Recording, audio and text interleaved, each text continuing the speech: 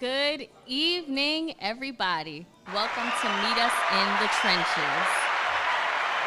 I'm your host, Tanera, and I want to give a huge shout out to our co-hosts, Coach Said and Coach Dante, who are unable to make it tonight, but we are going to hold down the fort for them. Those are my sports guys. They teach me everything sports and everything Baltimore. So we want to give them a huge shout out. We can't wait to have them back in the next 2 weeks. So I do want to tell you guys that we have such a great show planned this evening. We have 3 guests. We have Sananda Edwards, who wrote this amazing book. I'm going to let him, explain this once he gets up here in the hot seat. We have Brian Waters, who has a wrestling podcast. We're going to let him tell you guys about that as well. And then we also have Frank Johnson, who is a sports agent, and he's going to let you guys know a little bit about that. So I can't wait our co-host has walked in. You know, my girl Kalia from our On the Rise, on the brighter side. Can't wait to have this segment with you guys. But I just want to give a huge shout out to our sponsors as well, Brainstream Media, Tone Drone TV, and Moe's Seafood. If you don't already, please follow us on Instagram at Meet Trenches, Facebook, Meet Us in the Trenches. We also have a TikTok, so if you have a TikTok, make sure you follow us on Meet Trenches there as well. So we'll be right back.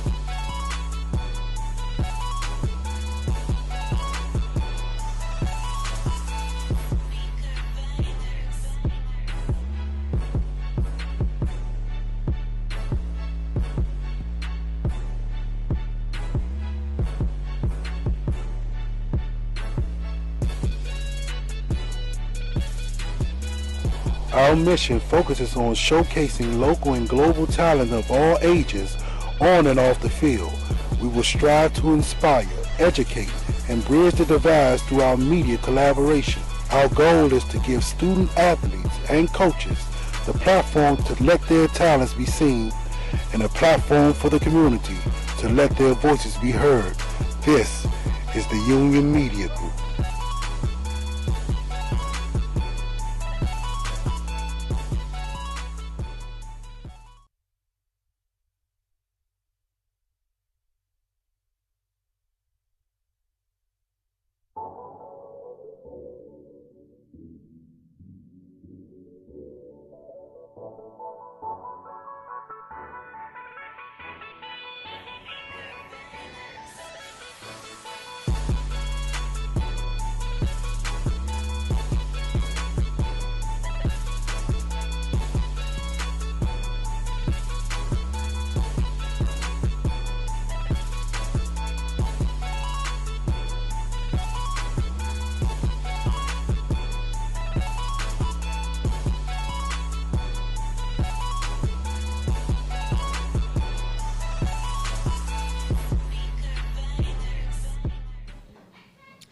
And we are back to Meet Us in the Trenches. And I have my co-host Kalia here with me.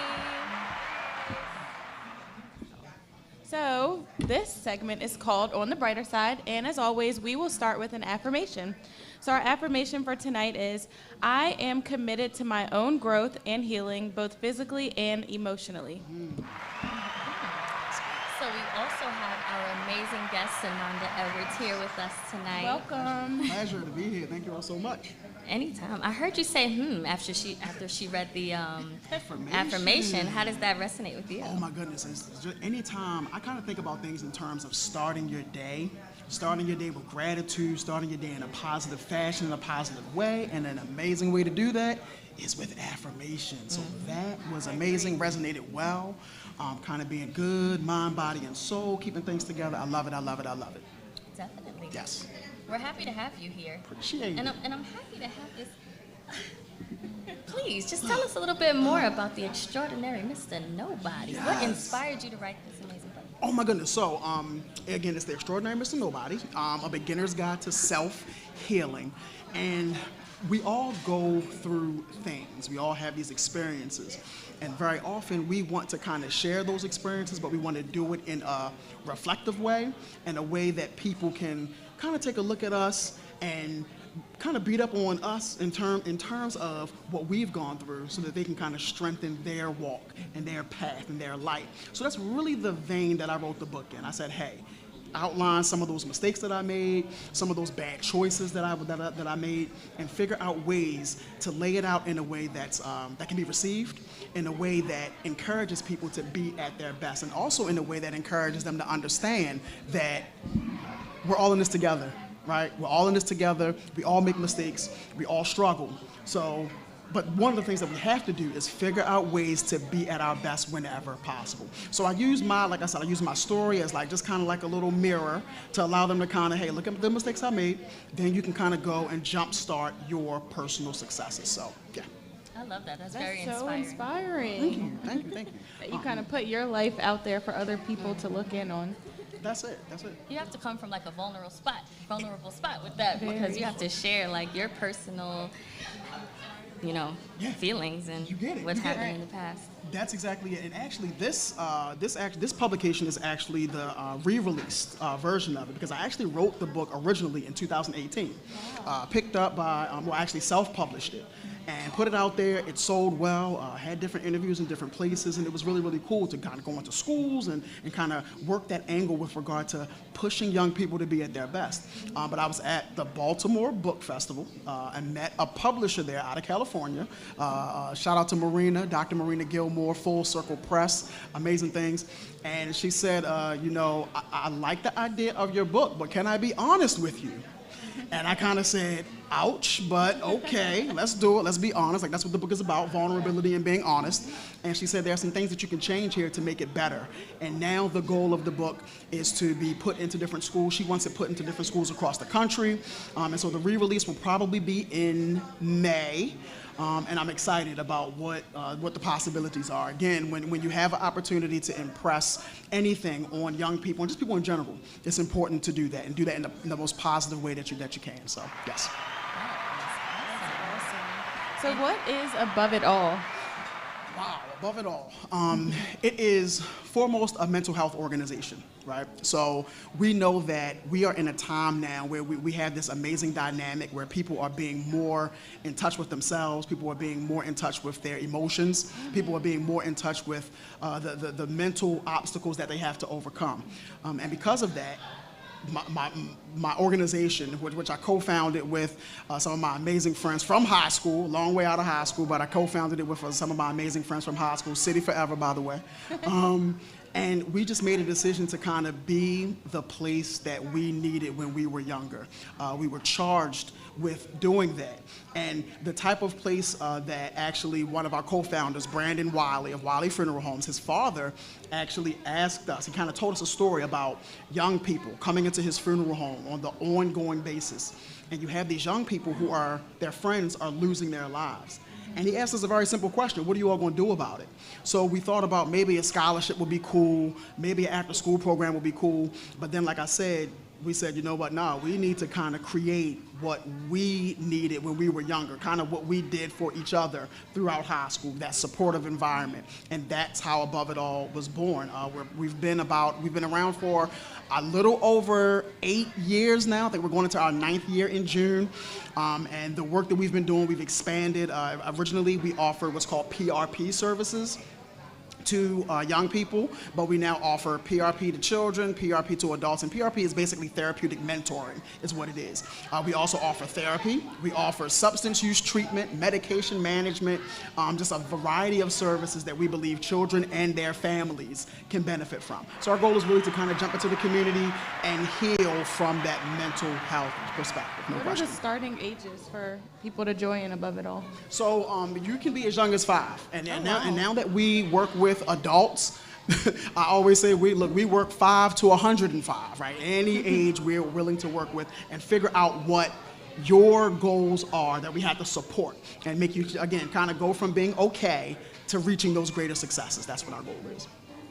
That's amazing that you guys start so young at the age of 5. Some people might think that's too young, but I'm an elementary school teacher, so I see a lot on a daily basis, and this program is really a blessing. I appreciate it. And it's interesting. So I'm a former educator, so my heart goes out to those teachers, and really I'll say my hat goes off, because the work that teachers and educators do is often underappreciated, but it's a big deal. I think that if we're going to kind of fortify and form the tribes that we need, we have to appreciate those who are really pouring into our young people on a consistent basis.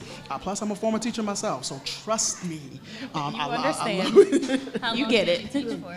I taught for about 5 years, kindergarten and 4th grade, which is a little different for a male, especially. They're like, you were a kindergarten teacher, and loved it, I always say, young people get excited about everything. I Like, love the first, babies. today, we're learning about A, and then you come back the next day, and it's like, letter B, and they're like, yes, let's do it, they're ready to go. But again, that optimism, right? You kind of want to bottle that up.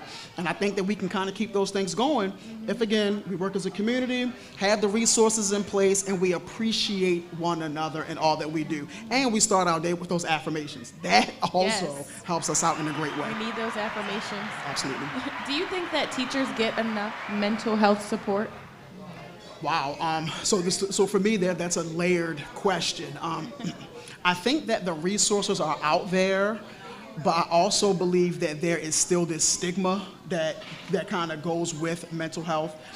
We talk about people being resilient all the time, but one thing that we have to understand is that it's not okay to have to be resilient all the time. It really means that you're potentially going through traumatic incidences on the ongoing basis if you're constantly being asked to be resilient, right? Yes. So you have to yes. have those mental health services in place, and I mean that honestly for teachers themselves, and obviously for the young people that they're working with. So often, one thing that I always find interesting is the fact that therapists have to have a therapist, right? Because even though you are an expert in healing and making sure that people have their their goals in place and are working toward figuring out these different coping mechanisms, I feel that everyone needs to figure out ways to take advantage of that. And our teachers do so much, but burnout is real, so we have to figure out ways to support them as much as we can.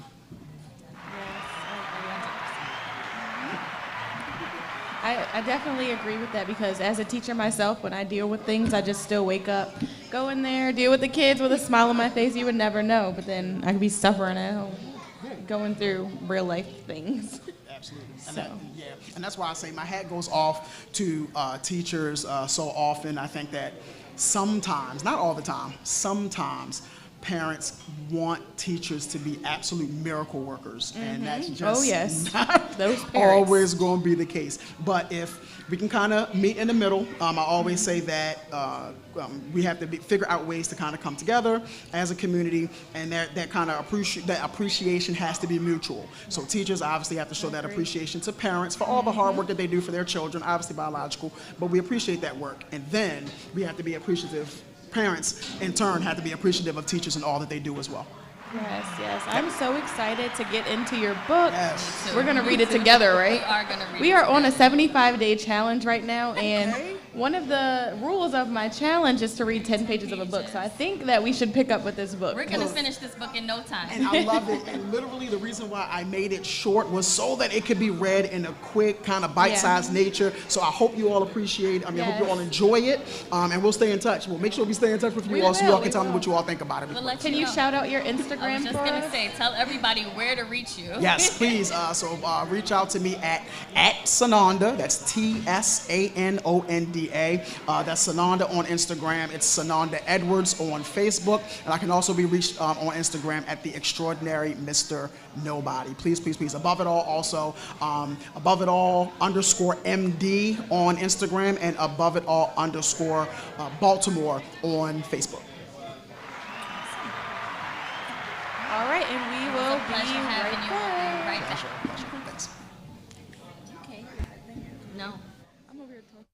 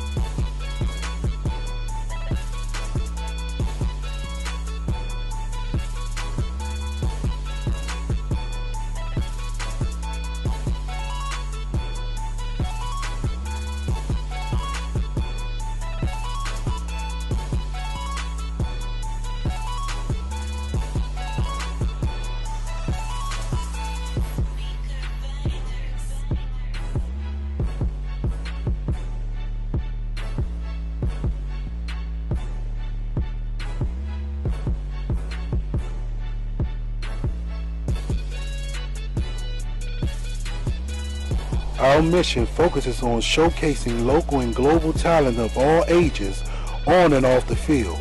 We will strive to inspire, educate, and bridge the divides through our media collaboration. Our goal is to give student athletes and coaches the platform to let their talents be seen and a platform for the community to let their voices be heard. This is the Union Media Group.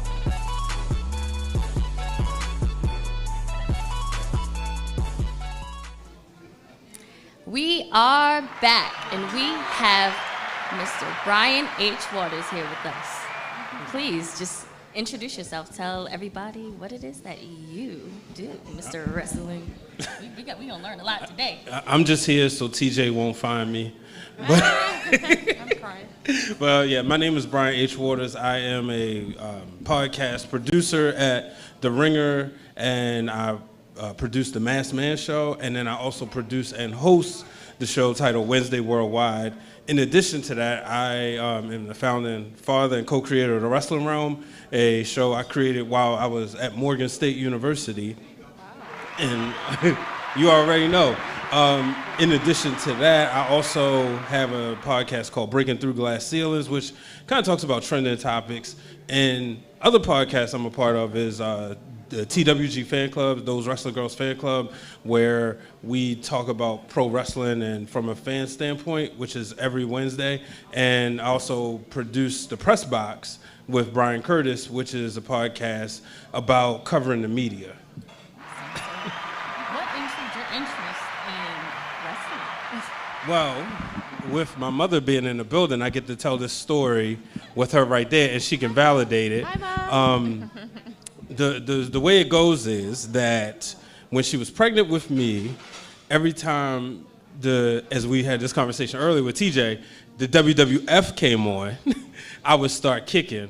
And it was that moment she knew I was going to be a boy. In 1986, she wanted to be surprised.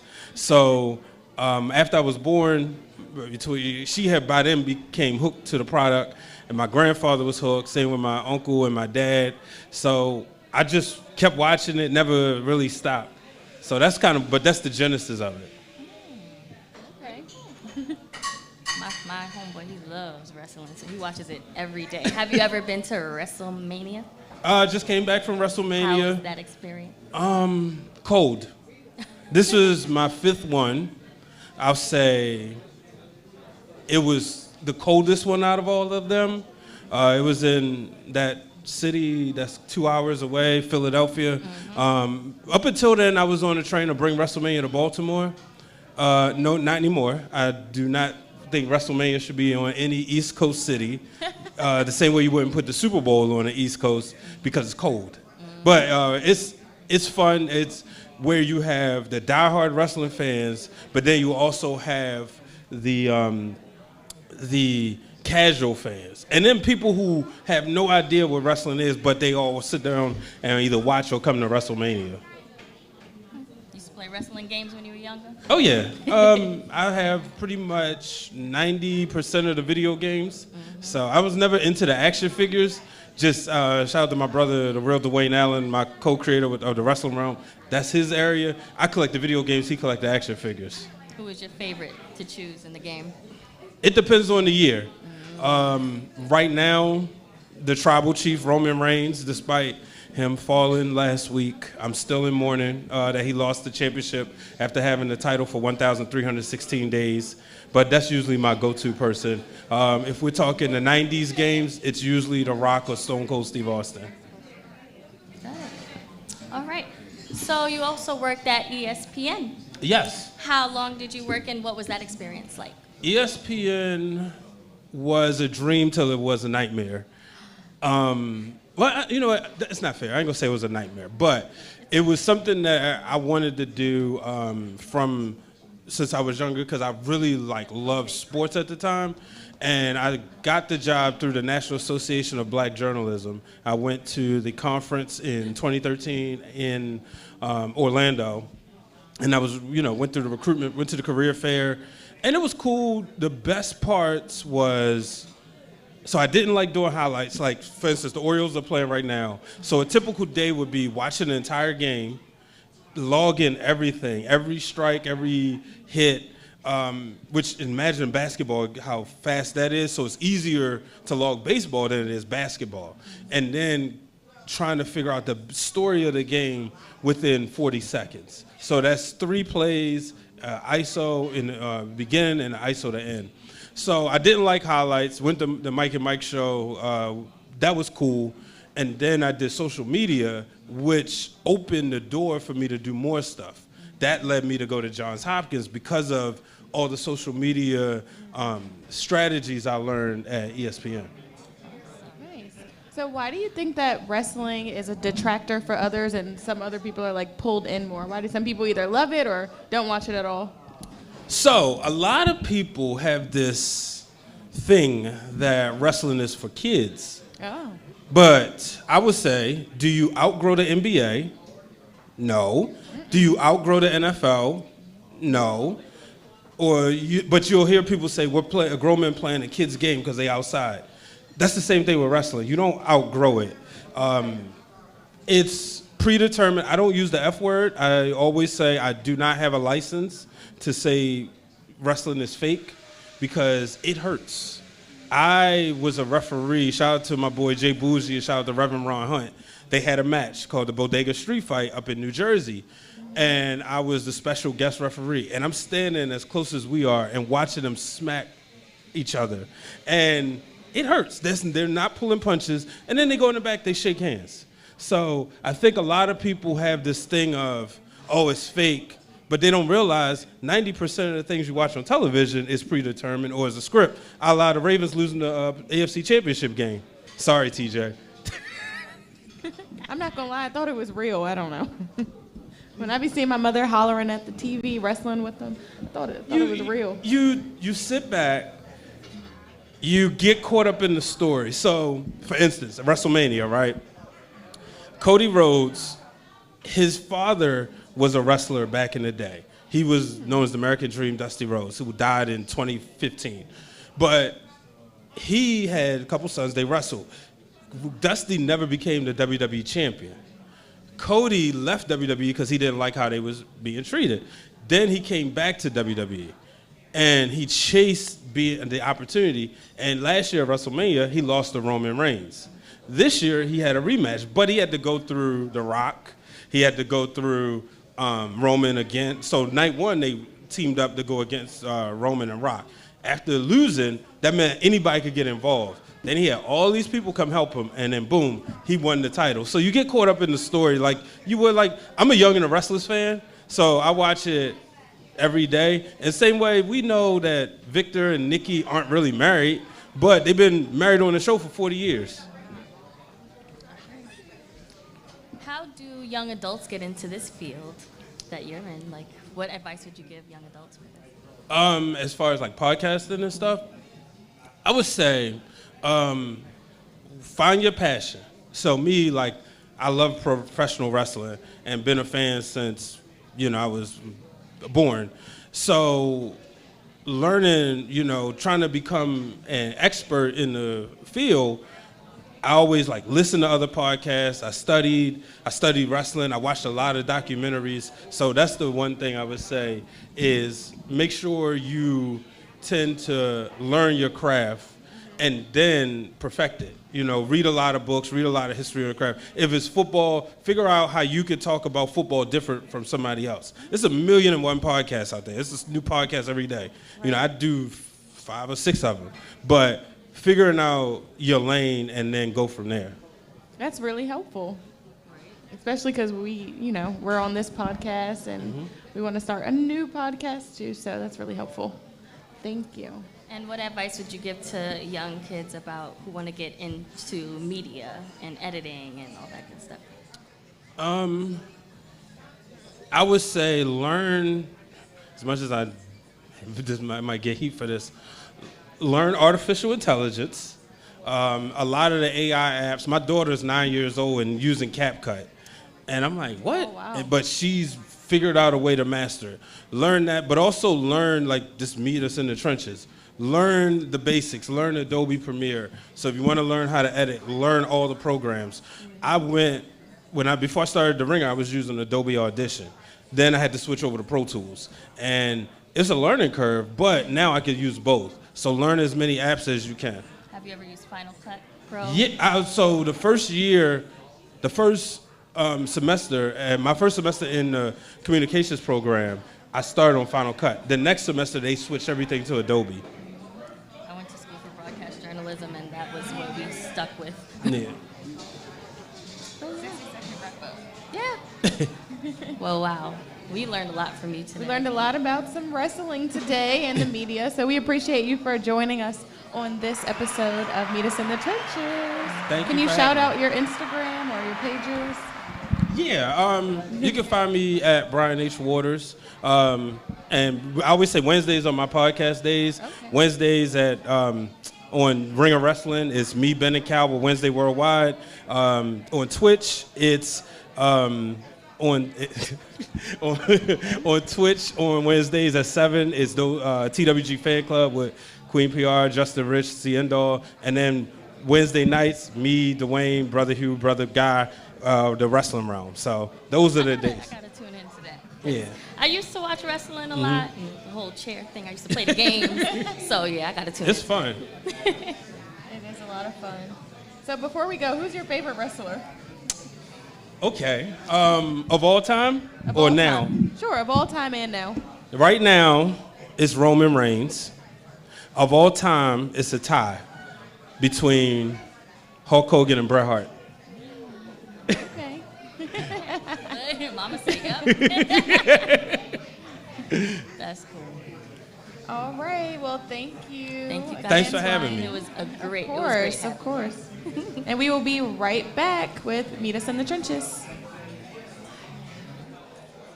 Ciao.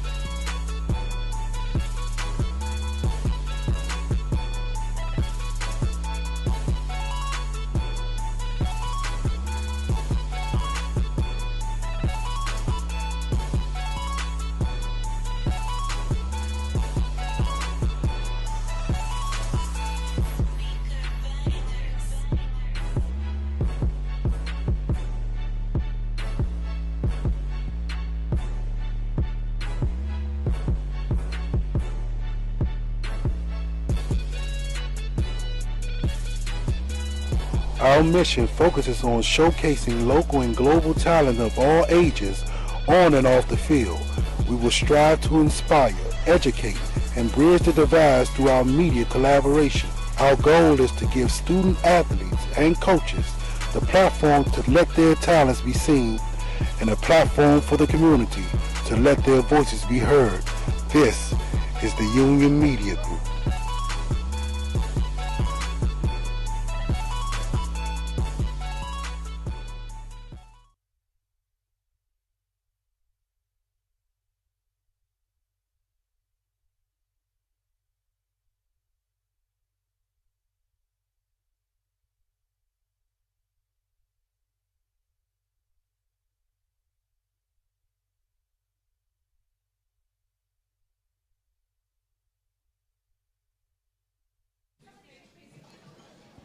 Welcome back. Welcome back, everybody, to Meet Us in the Trenches. Right next to me is our man, Frank Johnson. So nice to have you here with us. Thanks for having me.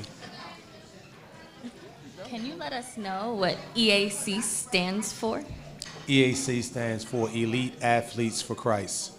Ooh, Athletes for Christ. I love that. So I just asked if you were a prayer warrior, and you said always. You always got to be a prayer warrior, right? Absolutely. You can't do anything at an elite level without God. You have to have God at the center. Athletes are some of the most special people in the world, and it is that gift that God has given them that they're able to share with the world. Amen. Amen. Can you go into a little bit about what you do? Well, I am the owner and CEO of Elite Athletes for Christ, based right here in Baltimore, Maryland. I became the first African-American NBA and NFL agent in 2004 when I got my license. I actually created history, and I didn't know it. When I submitted my business plan to the Small Business Administration, they wanted to put my business plan on display for people to come, and I wouldn't allow them to do it because I'm like, I'm not going to give people the blueprint of how you recruit athletes. This was a gift. It was a gift given to me from God, and I knew that I had to follow it all the way through, but I also wanted to protect it at the same time. Mm-hmm. What ages do you look for? So we specifically work with professional athletes. Like when a kid is finished with their college eligibility, that's when we come in and we try to offer that elite level of like representation to give them the answers that their family can't answer, their friends can't answer. And the thing is, most people think they can do my job because they watch sports. And my job is so much more involved than just that. Like you have to really research an athlete and where they come from, what suits them, what doesn't suit them, and how you can curate a plan that's gonna fit not only just their athletic life, but what happens when they no longer are bouncing the ball or running the football up or down a court or field. And that takes a lot of preparation and a lot of time. Like I always tell people, if you're sick, you go to a doctor. If you need elite representation, you come to an agent. You don't just go to anyone to just handle your professional career. You know, most athletes, especially with the NBA, I specialize and work with NBA players. So most athletes come into the NBA between like 19 and 21. If you give a 19 or 21-year-old kid millions of dollars, they don't have a clue of what needs to be done with that money as far as helping that money set up, like for trust funds, making sure that families are set up, taxes. A lot of athletes lose a lot of their funding from taxes because they don't know how to properly pay their taxes or create an LLC so that they can brand themselves, so that they can actually have the write-offs that's necessary for them to be able to protect their entity. And so those things are really, really important from the very beginning. And that's why the research is so important, because when we work with young people, we start, well, maybe like in the 9th or 10th grade, and start seeing what kind of family they have, what do they need help with, and what really interests them, so that they can really get the right type of plan that's tailored directly to who they are as a person. So there was a documentary that came out recently called Broke, and it was about athletes losing their money. Have you seen that documentary? I have, and it's unfortunate because 7 out of 10 NBA players are absolutely broke within 5 years of them playing basketball. Wow. And so that's what drove me to want to be an agent. You know, if anyone knows anything about Baltimore, we have some of the best athletes in the world. But when you think about representation, it's not many people like me. I've either trained the agents that are here in Baltimore or have mentored them, because there's only 3 certified NBA agents in the city of Baltimore, with me being the senior agent. And so you have kids coming out every year going to the NBA, and they don't have the proper training or help, and their families, if they don't have people in their families that are really good at financial management or planning or tax preparation, it could get really bad really quickly, because the IRS, they're not kind to young people when they make a lot of money. So if that young person gets that contract, they sign in July, August the 1st, the IRS is saying, hey, we want 47% of that money. So if you're not a brand, you don't have an LLC, you're gonna give away 47% of your profit before you even touch the court. And a lot of young people don't know that. And so I always tell young people, don't leverage your future before you get the check by setting yourself up with people that really only want to use your goodness for their own personal gain. And that takes a lot of courage, because I'm the person that tells people no all the time. Like, if you can't help this young person become who they need to become, then you shouldn't handle their money at all, because you don't have the skills that's necessary to do that. I'm gonna shout out Morgan State University. I'm a graduate of Morgan State University, mathematics department. I'm a graduate from University of Baltimore with law. And so we did the research and what it takes to be an agent at the level where these kids really need it. And I always tell people, like, I always want to help. I'm a phone call away. And if you give me an opportunity, I'll show you why we are the best. Like, we are elite. I make no mistakes about that. We don't want kids that can't play at the highest level. However, I also want kids to know that there's people that look just like them that can do things not just on the court or field, but behind the scenes. That's probably one of the most important pieces that you're gonna have as an athlete. Do you have local athletes as clients, like from Baltimore? I do. So shout out to Coach Herman Tree Hareed. He was on the show a few weeks ago. I actually represent Coach Tree. He's actually will be coaching in the Jordan Brand Classic this weekend in Brooklyn, New York. He's actually coaching the East team. So I'm excited about that. I'm gonna go up to New York with him this weekend to support him and help him. And he's one of the coaches that I represent. In the past, I've represented Sam Coleman that went to Maryville High School, played for the Phoenix Suns. I've represented Larry Batsfield that went to Morgan State University. Terrence Jones that actually went to UAB. Antoine Allen, who went to Lake Clifton. He played in Czech Republic. It's Corsi Edwards, who was one of the first NBA guys to come out of Baltimore in the 2000s. He actually played for the Pelicans, played for the Pelicans, I think the Hornets at the time, and he's actually coaching the AAU team called Cut Nation, and he's doing a really good job with those young men right here in Baltimore. Are you looking at any women WNBA athletes? Absolutely. So I look at the draft that's on tonight. I actually know Angel Reese's mom, but I was really nervous, to be honest with you, to actually represent a woman, because I've never represented one, but I am interested in having an opportunity to do such things like that. Nice. Can you tell us about your time when you played sports? Oh yeah, shout out to Baltimore Polytechnic Institute. You know, I tell people all the time, like, when you see these young men now winning championships, when we played in high school, I only lost one time when I was in high school and I played football, and it wasn't the city. No disrespect, but it wasn't the city. And so we only lost one game while in high school. I would consider myself kind of an elite athlete, but I realized once I got to college that I'm gonna have to do something else, because I don't want to stop being around the game, but I love sports a lot though. So what other services does your agency provide? So definitely mentorship. Mentorship is so important. If you have representation in areas of expertise, it prevents a lot of mistakes. We are aligned with some of the strongest companies in the world, like Northwestern Mutual, who is like a multi-billion-dollar company that helps young men put their money in the correct place with insurance products and things of those nature. We're also aligned with Citi, which is in New York.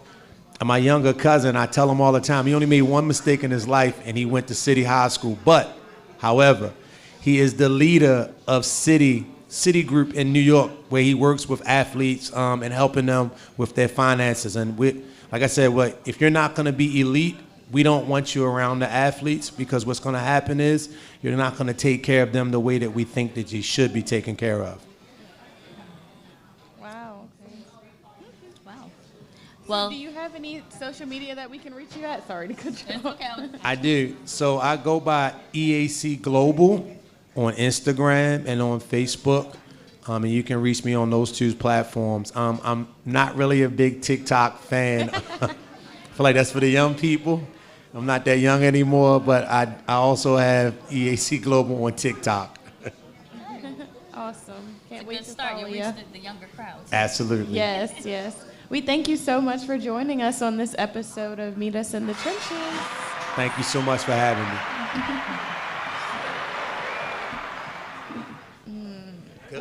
Okay, here.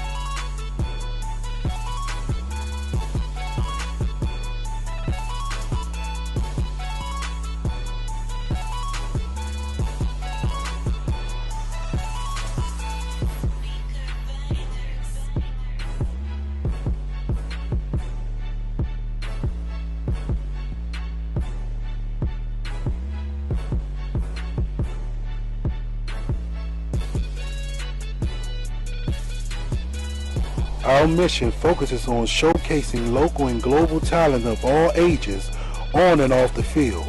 We will strive to inspire, educate, and bridge the divides through our media collaboration. Our goal is to give student athletes and coaches the platform to let their talents be seen.